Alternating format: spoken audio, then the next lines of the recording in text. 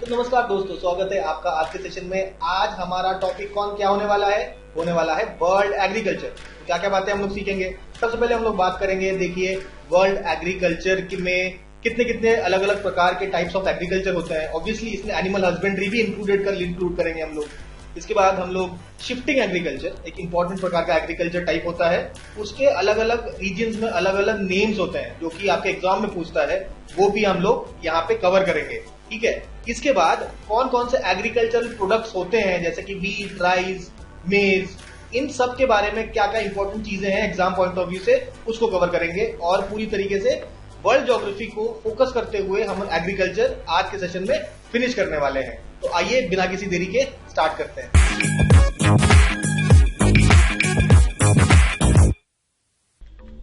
चलिए स्टार्ट करते हैं आज का टॉपिक जो कि होगा हमारा वर्ल्ड एग्रीकल्चर। वर्ल्ड एग्रीकल्चर में सबसे पहले हम लोग बात करेंगे 13 एग्रीकल्चरल रीजन्स की। 13 एग्रीकल्चरल रीजन्स डॉक्टर डी विटलसी बोलेंगे आई गेस। डॉक्टर डी विटलसी ने क्लासिफाई किया था 13 एग्रीकल्चरल रीजन्स, और ये 13 रीजन्स जो है ये एक एक करके हम लोग डिस्कस करेंगे। सबसे पहला आपका नोमैडिक हर्डिंग था अकॉर्डिंग टू डॉक्टर विटलसी। तो नोमैडिक हर्डिंग में क्या होता था, आपके बेसिकली आपके लाइफ स्टॉक्स होते थे। लाइफ स्टॉक्स मतलब डोमेस्टिकेटेड जो एनिमल्स हैं, उनको एक नोमैडिक लोग होते थे जो एक जगह से दूसरी जगह जाते रहते थे, मूव ऑन करते रहते थे एक जगह से दूसरी जगह, और साथ में अपने लाइफ स्टॉक को भी ले जाते थे। और ये माइग्रेशन ये लोग सीजनल माइग्रेशन करते थे। एक सीजन के चेंज होने के बाद अगले सीजन के आने से पहले चेंज हो जाते थे, अपना प्लेस चेंज करते रहना। तो इस प्रकार का जो आपका एग्रीकल्चर है, बेसिकली आपका जो लाइफ स्टॉक की रियरिंग वो भी एक एग्रीकल्चर के अंदर ही हम लोग मानते हैं। तो इस प्रकार का जो लाइफस्टाइल है उसको हम लोग कहते हैं नोमैडिक हर्डिंग। नेक्स्ट बात करेंगे हम लोग लाइफ स्टॉक रैंचिंग। अब इन्होंने कहा कि देखिए अभी एक जगह से दूसरी जगह तक हम लोग ऐसे मूव कर रहे हैं ना, सीजनली हम लोग माइग्रेट कर रहे हैं, इसको करना पड़ेगा बंद। इसको बंद कर दिया इन्होंने, और डोमेस्टिकेशन ऑफ एनिमल्स चालू कर दिया। कहां पे? एक ही जगह पे बैठ के, फिक्स प्लेस पे। ठीक है। और वैसे जगह को उन्होंने या तो रैंच बोल दिया, या तो फार्म बोल दिया, या तो स्टेबल बोल दिया, जो बोल लीजिए आप, लेकिन एक फिक्स जगह पे रहना है। तो इसको हम लोगों ने बोला है लाइफ स्टॉक रैंचिंग। ठीक है। उसके बाद भाई स्टार्ट किया भाई क्रॉप कल्टीवेशन, क्रॉप्स उगाना। ठीक है। तो क्रॉप्स उगाना, एक जगह क्रॉप उगाते थे, ठीक है, उसको यूज करते थे, उसके बाद दूसरी जगह मूव कर जाते थे। इस प्रकार के एग्रीकल्चर को हम लोग बोलते हैं शिफ्टिंग एग्रीकल्चर। एक लैंड पे एग्रीकल्चर करने के बाद जब आपको कुछ समय बाद इस लैंड को छोड़ के नए लैंड पे चले जाना, वहां पे एग्रीकल्चर करना। ठीक है। उसको छोड़ के फिर नई जगह दोबारा चले जाना, इसको लैंड को छोड़ के। तो इस प्रकार के क्रॉप कल्टीवेशन को बोलते हैं शिफ्टिंग कल्टीवेशन। और इसके अलग अलग जगह पे क्या क्या नाम है, ये भी एक इंपॉर्टेंट क्वेश्चन बनता है जो कि हम लोग आगे देखेंगे। ठीक है। नेक्स्ट बात करते हैं रूडिमेंट्री टिलेज। रूडिमेंटरी टिलेज इसमें क्या है पढ़ेंगे। Rudimentary tillage refers to the type of cultivation where the farmer sows the seeds of the crop and makes little interference in the environment. Rudimentary tillage का मतलब यह है कि अब देखिए थोड़ा थोड़ा इवॉल्व कर रहा है ना। शिफ्टिंग एग्रीकल्चर मतलब एक जगह छोड़ के दूसरी जगह जा रहे हैं। अब इन्होंने क्या करा, एक जगह छोड़ के नहीं जा रहे, जिस जगह है वहीं पे ये लोग क्रॉप्स ग्रो कर रहे हैं, लेकिन अलग से कुछ एक्स्ट्रा चीज हम लोग ऐड नहीं कर रहे हैं। एनवायरमेंट से ही ये ग्रो हो रहा है, ना कोई फर्टिलाइजर्स, ना कोई हर्बिसाइड्स, ना कोई पेस्टिसाइड्स। मतलब इस प्रकार का जो एग्रीकल्चर है उसको बोला जाता है रूडिमेंट्री टिलेज। 4 हो गए। चलिए आगे बढ़ेंगे। अब नेक्स्ट बात करेंगे हम लोग intensive subsistence agriculture with paddy. अब देखिए सब्सिस्टेंस एग्रीकल्चर का मतलब होता है कि बेचने के लिए नहीं, अपने कंजम्पशन के लिए जब आप खेती करते हैं उसको बोला जाता है सब्सिस्टेंस एग्रीकल्चर। अब इंटेंसिव का मतलब क्या होता है? इंटेंसिव एग्रीकल्चर का मतलब यह है जब आप ऐसे एरिया में एग्रीकल्चर करो जहां पॉपुलेशन बहुत ज्यादा है, बहुत हाई पॉपुलेटेड एरिया में आप जब खेती करें, ठीक है, और जिसमें काफी ज्यादा मैन पावर का इन्वॉल्वमेंट हो, ठीक है, और काफी ज्यादा पैसे का इन्वॉल्वमेंट हो, कैपिटल का इन्वॉल्वमेंट हो, मैन पावर का इन्वॉल्वमेंट हो, पेस्टिसाइड्स, फर्टिलाइजर्स, इन सब का ज्यादा यूज करें। तो इस प्रकार का जब हम लोग एग्रीकल्चर करते हैं तो उसको बोलते हैं हम लोग इंटेंसिव एग्रीकल्चर। तो ऐसे इंटेंसिव एग्रीकल्चर जो कि सब्सिस्टेंस हो, अपने कंजम्पशन के लिए जो एग्रीकल्चर किया जाता है विद पैडी, यानी कि राइस का ग्रो करते हैं। तो ये 5वें प्रकार का आपका एग्रीकल्चर टाइप हुआ। आपको समझ में आ गया होगा, intensive subsistence agriculture with paddy. तो ये आपका हाई इंटेंसिटी पैडी कल्टीवेशन है। कहां पे? हाईली पॉपुलेटेड रीजन्स, जो कि हमने बताया इंटेंसिव एग्रीकल्चर होता ही है हाईली पॉपुलेटेड रीजन्स में। जैसे कि इंडिया, चाइना, बांग्लादेश, म्यांमार और साउथ ईस्ट एशिया वाले रीजन। तो ये हमारा पांचवा हमारा टाइप ऑफ एग्रीकल्चर हो गया। नेक्स्ट छठे नंबर पे आते हैं। नेक्स्ट हम लोग intensive subsistence agriculture without paddy. Same वही ऊपर वाला है, लेकिन पैडी नहीं ग्रो करेंगे, दूसरे हम लोग ग्रेन्स ग्रो करते हैं। Intensive subsistence agriculture without paddy क्या क्या ग्रो करते हैं? देखिए, वीट कर लीजिए, बार्ले कर लीजिए, सोयाबीन कर लीजिए, जो मन करे कर लीजिए, लेकिन पैडी नहीं होना चाहिए, यानी कि राइस नहीं होना चाहिए। और ऑब्वियसली इंटेंसिव है तो highly populated region in the world में ही होगा।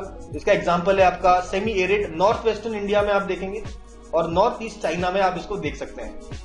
नेक्स्ट आते हैं हम लोग अब कमर्शियल प्लांटेशन। अभी तक क्या था? सब सब्सिस्टेंस था। अभी बात करेंगे हम लोग कमर्शियल की। तो यहाँ पे थोड़ा सा देखिए एडवांस हो रहा है धीरे धीरे। शिफ्टिंग कल्टीवेशन में एक जगह से दूसरी जगह जा रहे हैं। रूडिमेंट्री में एक जगह बैठ गए, लेकिन कोई भी हम लोग फर्टिलाइजर वगैरह का इस्तेमाल नहीं कर रहे। यहाँ पे आप लोग जबरदस्त फर्टिलाइजर का इस्तेमाल कर रहे हैं। हर चीज जो आपको लगेगी वो सब यहाँ पे यूज किया जा रहा है, लेकिन सब्सिस्टेंस के लिए, केवल अपने यूज के लिए, बेचने के लिए नहीं। अब यहाँ पे आ जाते हैं हम लोग कमर्शियल प्लांटेशन। अब ये लोग बेचेंगे, ठीक है, ऐसे प्रोडक्ट्स जो मार्केट में कमर्शियली सेल किए जा सकें। ऐसे जब प्रोडक्ट्स का आप कल्टीवेशन करते हैं तो किसे कहते हैं? कमर्शियल प्लांटेशन, ठीक है। और जैसे कि कॉफी। अब कॉफी कोई खाता तो नहीं है ना, कॉफी ऐसे पीने के लिए है, चाय भी पीने के लिए है, जूट, ऑयल पाम, कोकोआ, तो ये सब आपके मतलब रोजमर्रा का खाना नहीं है ये, कि डेली मतलब आप समझ रहे हैं ना, जैसे कोई स्टेपल फूड नहीं है। तो कमर्शियल क्रॉप्स है, यानी कि बेचने का ही पर्पज इसका मेनली होता है।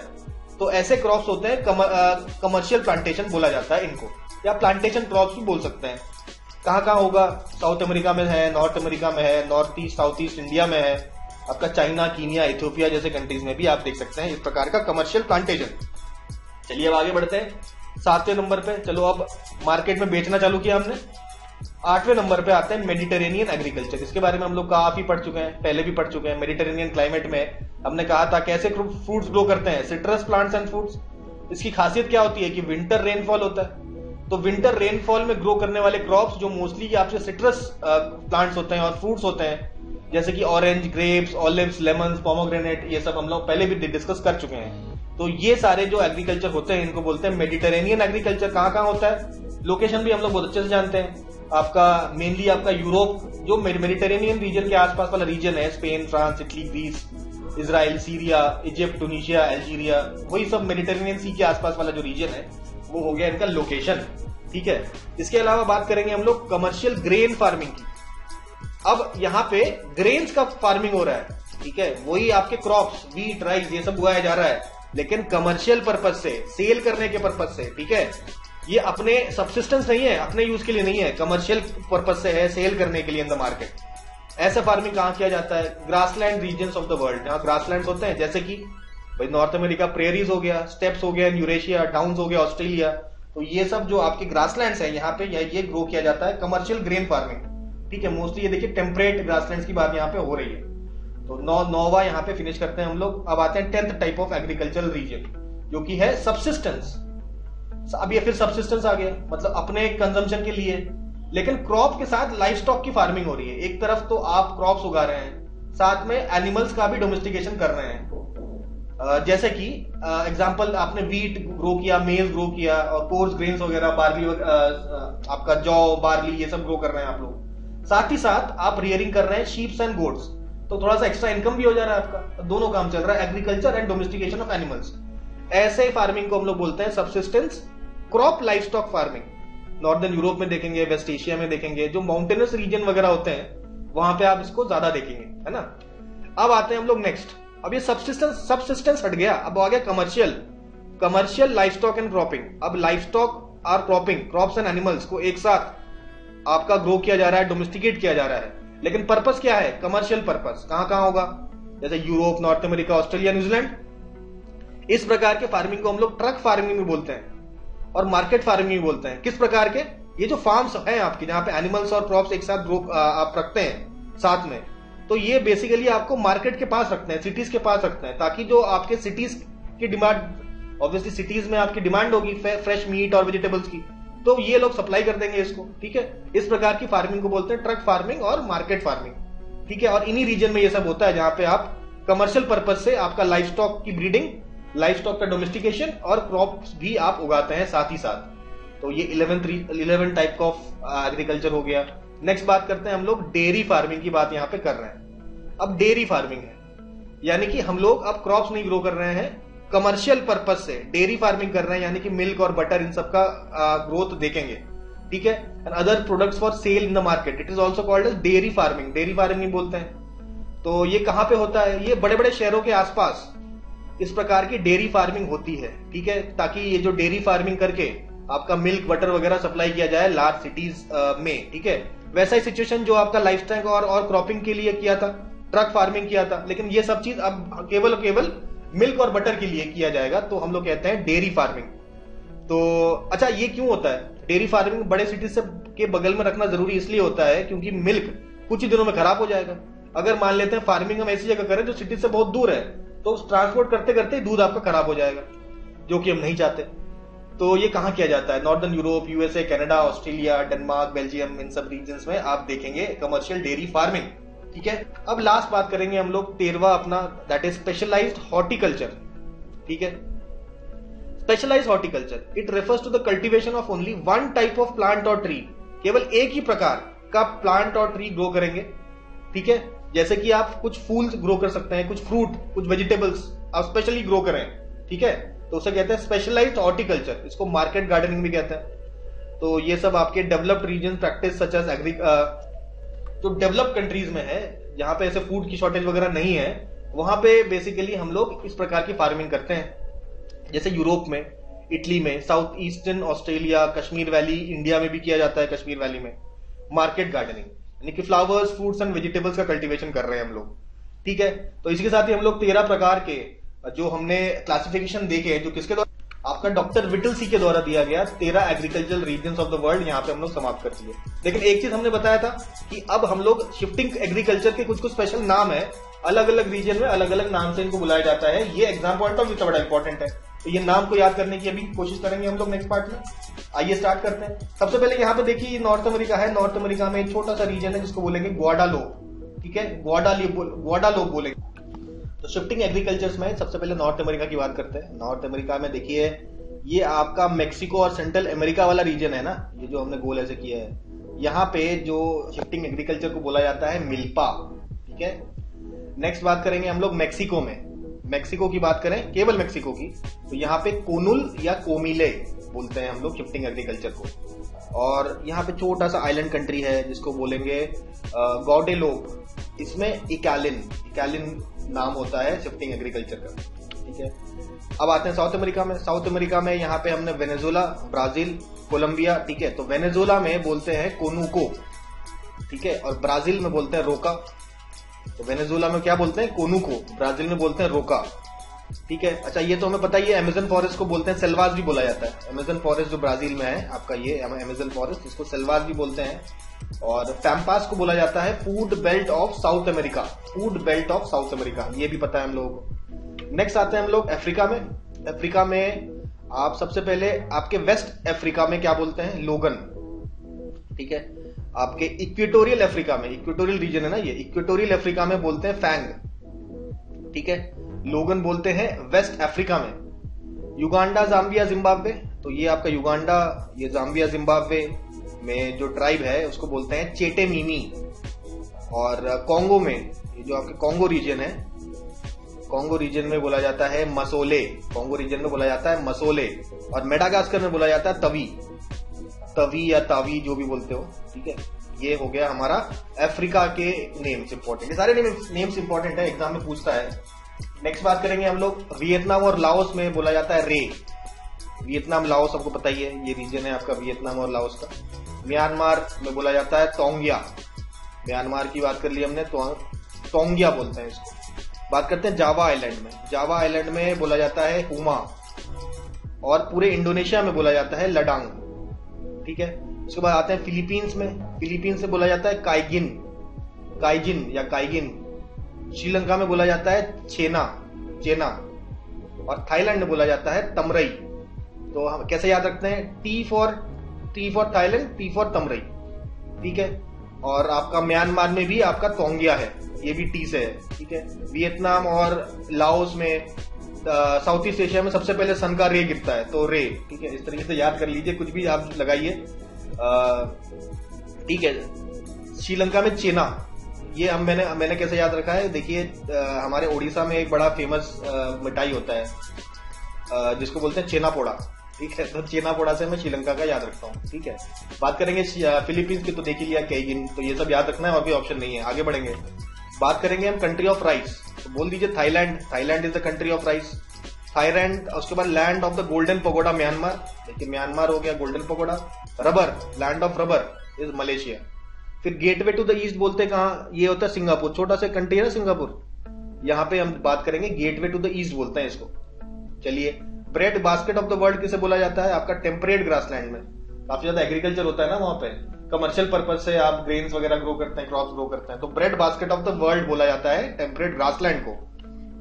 चलिए, हो गया, शिफ्टिंग एग्रीकल्चर के नेम्स देख लिए, उसको 2-3 बार देख जाइए, याद हो जाएंगे आपको। नेक्स्ट बात करते हैं हम लोग अलग अलग अब क्रॉप्स की बात करेंगे। सबसे पहले बात करते हैं राइस की, तो राइस कहाँ उगता है, जो मानसून क्लाइमेट वाला रीजन है ना, वहां पे राइस देखा जाएगा, और जहां राइस उगता है वहां आप देखेंगे कि उन एरियाज में आपका हाई डेंसिटी ऑफ पॉपुलेशन है। राइस ग्रो करने के लिए आपको एलुवियल सॉइल चाहिए, एकदम बढ़िया एलुवियल सॉइल चाहिए, हेवी रेनफॉल की आवश्यकता है आपको, रिवर वाटर भी आसपास प्रेजेंट होना चाहिए, ये सब रिक्वायरमेंट की बात हम लोगों ने की। इसके बाद एरियाज जो हैं वो कौन कौन से हैं, जापान है, फिलीपींस है, Java, Sri Lanka, Taiwan, South Korea, Vietnam, तो ये सब रीजन्स है जहां पे आपका राइस ग्रो करता है। ठीक है, तो हमने देखा कि मानसून रीजन जहां हाई डेंसिटी पॉपुलेशन होती है, इसलिए भाई आपका बहुत ज्यादा कंजम्पशन होता है यहाँ पे चावल का, क्योंकि जहां ग्रो करते हैं आसपास के रीजन में काफी पॉपुलेशन है, तो खुद ही कंज्यूम करते हैं वो लोग, और बहुत ही थोड़ा सा आपका राइस बचता है जो फॉरेन ट्रेड में के लिए इस्तेमाल कर सकते हैं हम लोग। ठीक है, मेनली आपके कई डेल्टाज रीजन में भी काफी राइस ग्रो होता है, जैसे कि गंगा डेल्टा, इरावटी, मीनम डेल्टा, मीनम आपका रिवर है थाईलैंड में, ठीक है, मेकॉन्ग रिवर, इरावटी रिवर, इनके बारे में बात की है हमने।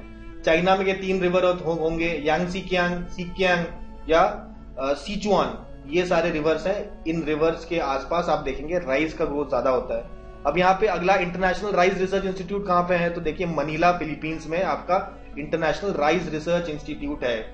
नेक्स्ट बात करते हैं वीट की, तो वीट 2 प्रकार के होते हैं, या तो आप कह लीजिए स्प्रिंग वीट, या तो कह लीजिए विंटर वीट।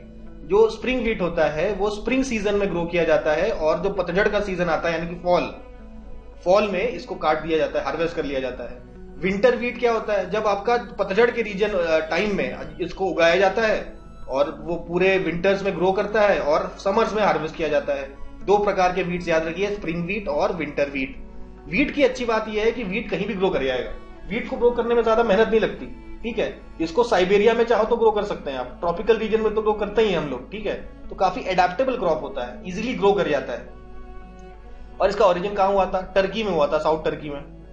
वीट में एक इंपॉर्टेंट डिजीज है, famous disease, that is red rot disease. क्यों होता है, अगर जरूरत से ज्यादा बारिश हो जाए, ज्यादा ह्यूमिडिटी हो जाए वेदर में, तो हम लोग कहते हैं कि रेड रॉट डिजीज होने के चांसेस बढ़ जाते हैं। तो चाइना, इंडिया में तो होता ही है।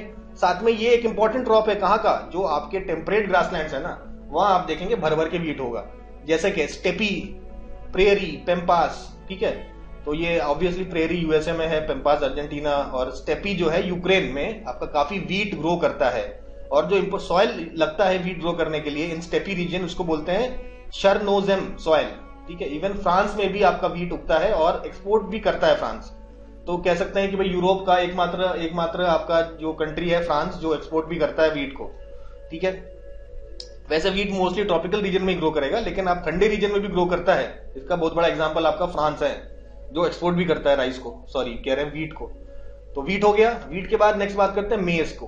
तो मेज बड़ा सिंपल है, 50 डिग्री नॉर्थ से 40 डिग्री साउथ के बीच वाले रीजन में आप कहीं भी ग्रो करिए, कोई दिक्कत नहीं है। मेज का ओरिजिन बेसिकली साउथ मैक्सिको में हुआ था, और करेंटली 50% जो प्रोडक्शन है मेज का पूरी दुनिया का, वो यूएसए से ही होता है। ठीक है, यूएसए में होगा। ये जो भुट्टा है, भुट्टा ही तो है मेज। ये एक मोनोइशियस प्लांट है। मोनोइशियस का मतलब ये है कि ये एक प्लांट है जिसमें आपका मेल और फीमेल फ्लावर्स जो हैं, एक ही फ्लावर में मेल ऑर्गन्स और फीमेल ऑर्गन्स दोनों ही प्रेजेंट होते हैं। ठीक है, एक ही प्लांट में। ठीक है, अब इसमें एक प्रोटीन होता है, प्रोटीन का नाम है जीन, ZEIN, प्रोटीन का नाम भी पूछ सकता है। और इंडिया में बेसिकली मेज तो उगता नहीं था, लेकिन 17वीं सेंचुरी में ईस्ट इंडिया कंपनी वालों ने मेज उगाना चालू किया इन इंडिया। ठीक है, राइस व्हीट मेज हो गया। आगे बढ़ेंगे, अब चाय की बात करते हैं। चाय जैसा कि हम जानते हैं ये प्लांटेशन एग्रीकल्चर है, कमर्शियल पर्पज से उगाया जाता है, बेवरेज है, पीने में लोग यूज करते हैं। 3 प्रकार के चाय होते हैं, जैसे इंडिया में ब्लैक टी होता है, काले रंग का पत्तियां होती है ना, मतलब ब्लैक टी बोलते हैं उसको। इंडिया और श्रीलंका में जो आपका टी उगता है, जो आप लोग पीते हैं रेगुलरली, वो है ब्लैक टी। अब स्पेशल, लेकिन भाई जो हेल्थ कॉन्शियस लोग हैं वो ग्रीन टी पीते हैं। ग्रीन टी इंडिया में नहीं उगाया जाता, वो चाइना और जापान में फेमस है। और एक और टी होता है oolong tea, oolong tea Taiwan में फेमस है। ठीक है, ये एवरग्रीन प्लांट है। ठीक है, एवरग्रीन प्लांट है, मतलब इसमें ऐसा कुछ नहीं पतझड़ का सीन नहीं है कि आपको पत्ते गिरा रहा है एक पर्टिकुलर सीजन में। तो ये एवरग्रीन प्लांट है और इसके देखिए टेंडर लीव्स है, बहुत ही नाजुक लीव्स होंगे इसके, टी लीव्स। तो ये एक प्रकार का स्टिमुलेंट है, इसमें कैफीन प्रेजेंट होता है। ठीक है, और इसको पीना कब चालू किया था? तो एक चाइनीज एम्परर थे, उनका नाम था शोन नॉग, जो आपके यूनान प्लेटू में राज करते थे साउथ चाइना में। उन्होंने इसका आविष्कार किया, गलती से कहते हैं कि पानी में गिर गया था, उनको टेस्ट बड़ा अच्छा लगा, तो उन्होंने तब से चाय पीना शुरू कर दिया। ये चाइनीज एम्परर शोन नॉग। तो यहाँ पे एक इंपॉर्टेंट लीव्स है, यरवा माटे लीव्स। यरवा माटे लीव्स को पराग्वे टी भी बोलते हैं, यरवा माटे लीव्स। तो इंडिया में बेसिकली टी उगाया नहीं जाता था, लेकिन आपका रॉबर्ट ब्रूश नाम के व्यक्ति थे जिन्होंने आपका टी उत्पादन चालू किया इन इंडिया। तो यहां सारी बातें हम लोगों ने कवर कर दी चाय के बारे में। ठीक है, रॉबर्ट ब्रूश नाम याद रखिएगा। नेक्स्ट बात करते हैं कॉफी की। कॉफी आपका ये भी प्लांटेशन एग्रीकल्चर है, ये भी बेवरेज है। और 3 इंपॉर्टेंट कॉफी के प्रकार पाए जाते हैं दुनिया में, एक है लाइबेरिया, अरेबिका और रोबस्टा। ये 3 मेन वेराइटीज हैं। इसके अलावा आपका एल्टावेरा पास, ये एक वेराइटी है, कहां मिलेगा आपको? ग्वाटेमाला में। ठीक है, सेंट्रल अमेरिकन कंट्री, आपको पता होना चाहिए। उसके बाद मोका कॉफी बड़ा फेमस है ना, तो वो आपका कोस्टल रीजन ऑफ रेड सी में, बेसिकली यमन कंट्री के रेड सी वाले कोस्टल रीजन में आपको मोका कॉफी मिलेगा। यमन कंट्री का नाम याद रख सकते हैं।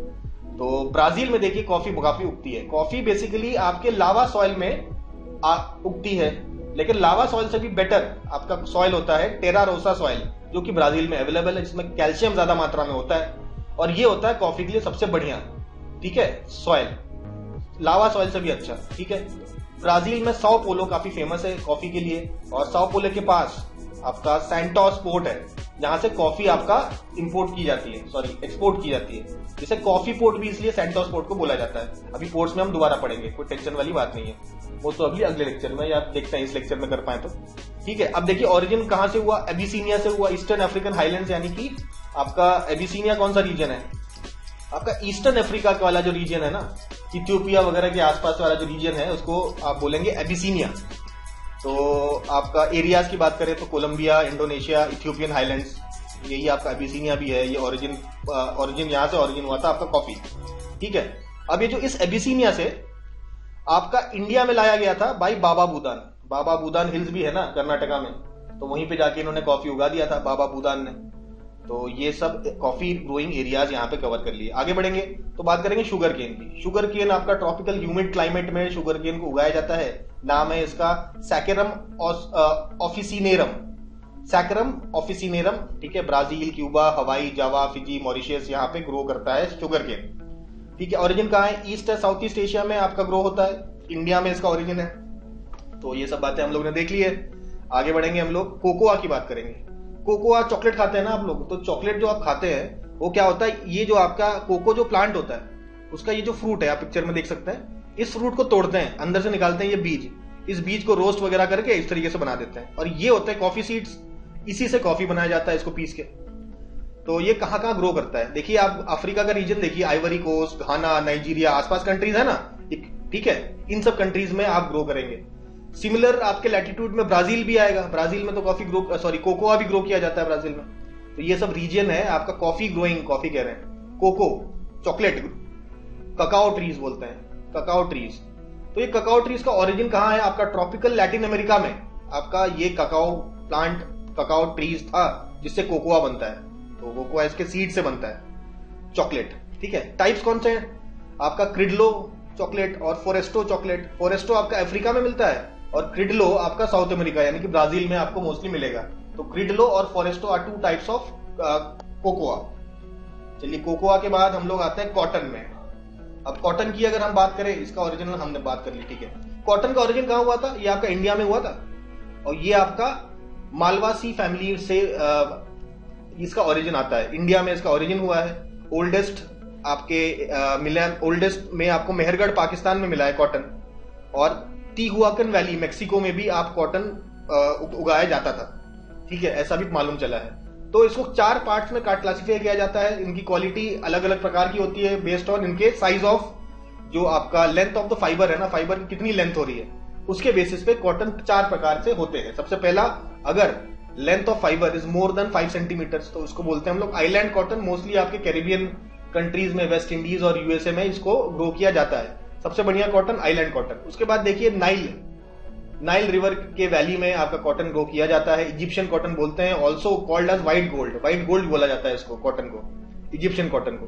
उसके बाद 2.5 से 3.75 सेंटीमीटर, इससे थोड़ा सा कम साइज में जो आपके फाइबर्स होते हैं कॉटन के, उसको बोला जाता है हाईलैंड अमेरिकन कॉटन। और सबसे मतलब कम क्वालिटी वाले जो है वो इंडियन कॉटन है, वो 2.5 सेंटीमीटर से भी कम इनका फाइबर लेंथ होता है। तो ये सब हम लोग ने देख लिया based on cotton. I hope ये याद रहेगा। आगे बढ़ेंगे हम लोग, नेचुरल रबर की बात करते हैं। देखिए नेचुरल रबर कुछ नहीं होता, ऐसा चीरा लगाते हैं और ऐसा लिक्विड चीज यहां से बाहर निकलती है और यहाँ पे इसको स्टोर किया जाता है। ये जो लिक्विड है यही होता है natural rubber. Natural rubber grow कहां करते हैं? जहां अत्यधिक गर्मी पड़े, बहुत ज्यादा गर्मी पड़ने वाले एरियाज में आपको मिलेगा। तो बहुत ज्यादा गर्मी कहां पड़ती है? ऑब्वियसली इक्वेटोरियल रीजन में। इक्वेटोरियल रीजन में सबसे ज्यादा रेन फॉरेस्ट कहां पर है? अमेजन में। तो भाई अमेजन बेसिन में सबसे ज्यादा आपको पाया जाएगा नेचुरल रबर। तो ओरिजिन भी यहीं से हुआ, ये इसका नेटिव प्लेस है। और सिमिलर आपका जो एनवायरमेंट कहां, south east Asia, Thailand, Vietnam, Indonesia में भी आपको देखने को मिलेगा। तो यहां भी आपका रबर ग्रो करता है। ये बेसिकली एक लेटेक्स है और इस रबर के, नेचुरल रबर के प्लांट को बोलते हैं, पता नहीं प्रोनाउंस कर पाऊंगा कि नहीं, कोशिश करते हैं, हाविया ब्राजिलिनसिस, हेविया ब्राजिलिनसिस। नाम में ब्राजील है, ठीक है, तो ये इसका नाम हो गया, प्लांट का नाम हो गया। तो अब बात करते हैं इंडिया की। तो India basically 4th largest producer है, लेकिन 4th लार्जेस्ट प्रोड्यूसर होने से क्या हुआ, खुद ही कंज्यूम कर जाता है। 2nd लार्जेस्ट कंज्यूमर भी है यहाँ पे, ठीक है। फिर बात करते हैं सबसे बढ़िया टाइप ऑफ रबर कहां मिलेगा आपको, बेस्ट क्वालिटी ऑफ रबर कहां मिलता है? ये मिलता है आपका, इसको बोलते हैं mercury type rubber is the best quality of rubber, ठीक है। और सबसे ज्यादा इंपोर्ट करने वाला कंट्री कौन सा है? आपका यूएसए। यूएसए को बहुत जरूरत पड़ती है रबर की, तो वो इंपोर्ट करता है। तो 1876 में हेनरी विलियम ने इसको इंडिया में इंट्रोड्यूस किया था और केरला में प्लांट किया था किसने? लॉर्ड सैलिसबरी ने 1895 को प्लांट किया था इसको केरला में। नेक्स्ट बात करते हैं हम लोग अलग अलग जो प्लांटेशंस हैं, अलग अलग आपके कंट्रीज में पाए जाते हैं। जैसे टोबैको कहां का नेटिव है? साउथ अफ्रीका का। और ग्राउंडनट और कैश्यू, ठीक है, ये दोनों आपका ब्राजील में इसका नेटिव प्लेस है। और पोटैटो जो है, आप लेक टिटिका का आपको पता है ना कहां पे है? पेरू और बोलीविया के बॉर्डर में, लेक टिटिका के आसपास पोटैटो ओरिजिन हुआ था, ठीक है।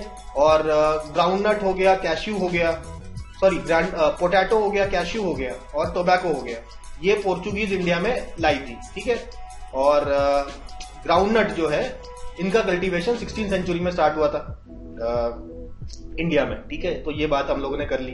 तो यहाँ पे देखिए क्रॉप्स वगैरह भी डिस्कस कर लिया हमने। अब एक इंपॉर्टेंट आपका type of agriculture, type of farming है जिसको बोलते हैं जीरो बजट नेचुरल फार्मिंग। इसको पढ़ेंगे, जीरो बजट नेचुरल फार्मिंग। तो क्या क्या इसमें शब्द पढ़ के ही समझ में आ जा रहा है। पहला लिखा है जीरो बजट और दूसरा लिखा है नेचुरल फार्मिंग। नेचुरल फार्मिंग का क्या मतलब है भाई? केमिकल फ्री, कोई केमिकल यूज नहीं करेंगे हम लोग, और बिना किसी केमिकल को यूज करके हमें सॉइल की प्रोडक्टिविटी बढ़ानी है, कॉस्ट को भी कम करना है, ठीक है। ऑब्वियसली फर्टिलिटी बढ़ेगी तो ही ऐसा होगा, तो फर्टिलिटी बढ़ाएंगे, प्रोडक्टिविटी बढ़ाएंगे और कॉस्ट को कम करेंगे। इसको बोलते हैं जीरो बजट नेचुरल फार्मिंग। अब देखिए जीरो बजट नेचुरल फार्मिंग जो है, इसमें आपका फर्टिलाइजर्स का, पेस्टिसाइड्स का और अदर एक्सटर्नल मटेरियल्स का इस्तेमाल नहीं किया जाता। और ये जीरो बजट टर्म इसलिए रिफर करता है क्योंकि ये तो हमको समझ में आ गया ना नेचुरल फार्मिंग क्यों है। अब जीरो बजट क्यों है ये समझना है। थोड़ा बहुत जो खर्चा आता ही है वो भी रिकवर हो जाता है। क्यों? क्योंकि हम लोग साथ ही साथ इंटरक्रॉपिंग करते हैं। आप बोलेंगे इंटरक्रॉपिंग क्या है भाई? एक तो आप प्लांट उगा रहे हैं, उसके साथ साथ दूसरा प्लांट और उगा लीजिए, 2 प्लांट एक साथ उगाइए, तो इसको बोलेंगे हम लोग इंटरक्रॉपिंग, ठीक है। ऐसा क्रॉप जो कि इस वाले क्रॉप को इफेक्ट ना करे। मतलब ये होता है ना, आपके न्यूट्रिएंट्स लेता है प्लांट, तो 2 प्लांट्स ऐसे उगाने हैं, दो एक दूसरे के न्यूट्रिएंट्स को लेकर एक दूसरे से कंपीट ना करें, दोनों की रिक्वायरमेंट अलग अलग हो, तो एक ही जगह पे एक ही लैंड एरिया में इनको ग्रो किया जा सकता है, जिसको कहते हैं इंटरक्रॉपिंग। इंटरक्रॉपिंग साथ में करिएगा तो आपका जो भी कॉस्ट है वो रिकवर हो जाएगा। इस प्रकार के फार्मिंग मेथड को हम लोग बोलते हैं जीरो बजट नेचुरल फार्मिंग। चलिए ये समझ में आ गया होगा। आगे बढ़ेंगे तो इसमें 4 आपके बायोस्टिमुलेंट्स ऐड किए जाते हैं, जिनको पालेकर 4 व्हील्स भी बोलते हैं, पालेकर 4 व्हील्स। और ये सारे नेचुरल इंग्रेडिएंट्स होते हैं जो क्रॉप में डाला जाता है उनका फर्टिलिटी इंप्रूव करने के लिए। जो किससे बनता है? काउ डंग से बनता है, आपका शक्कर जैगरी से बनता है, गौमूत्र से बनता है, काउ यूरिन से, और ग्राम फ्लोर से बनता है। ठीक है, पिसा हुआ चना, चना ही तो बोलते हैं ग्राम को। तो ये 4 इंग्रेडिएंट्स कौन कौन से हैं देखिए। तो एक है आपका बीज अमृता, जीवमृता, वाप्स और आच्छादना। ये क्या होता है भाई? सीड माइक्रोबियल कोटिंग, सीड की माइक्रोबियल कोटिंग कर रहे हैं, सॉइल की माइक्रोबियल कोटिंग कर रहे हैं, सॉइल में हवा पास कराना।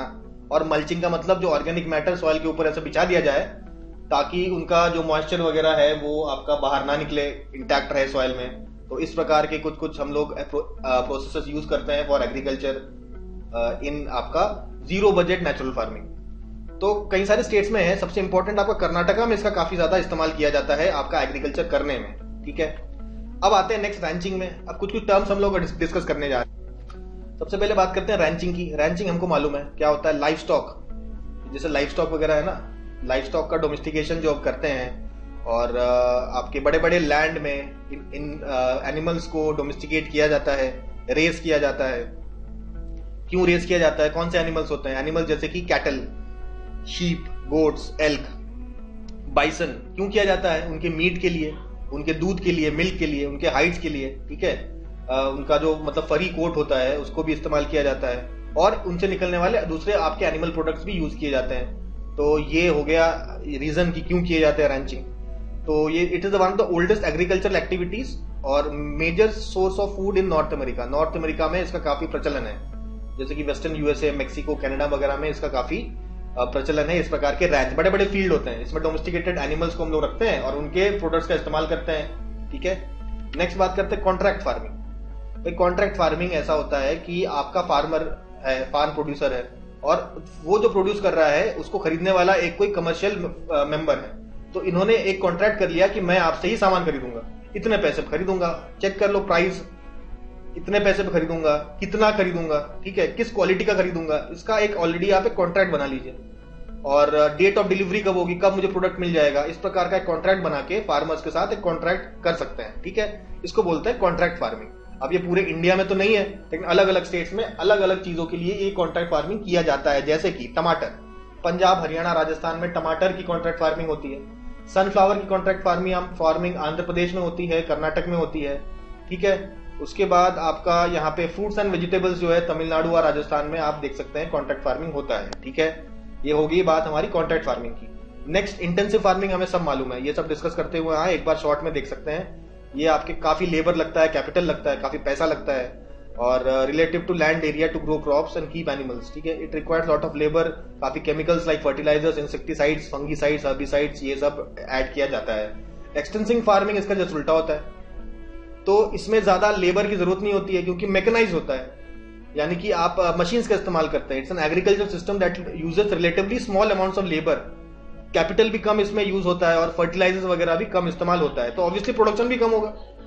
लेकिन आपको दिक्कत नहीं है प्रोडक्शन कम होने से, क्योंकि पॉपुलेशन ज्यादा है नहीं उन एरियाज में। तो ऐसे फार्मिंग को हम लोग एक्सटेंसिव फार्मिंग बोलते हैं। तो ये किन एरियाज में है? जहां पे बहुत बड़ा कल्टिवेटिव लैंड आपका बहुत ज्यादा है, लैंड आपका बहुत ज्यादा है लेकिन पॉपुलेशन डेंसिटी बहुत कम है। तो प्रोडक्टिविटी अगर कम भी हो गई तो कोई दिक्कत वाली बात नहीं है।